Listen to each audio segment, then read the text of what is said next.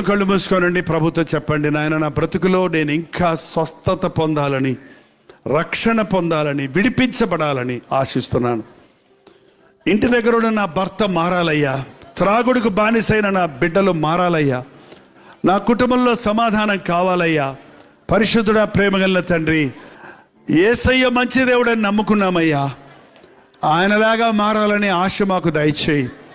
సహవాసమునందు, ప్రార్థనయందు, బోధయందు ఎడతెగక జీవించి క్రీస్తు సారూప్యంలో ఎదుగునట్లుగా క్రీస్తులాగా మారటానికి సహాయం చేయము.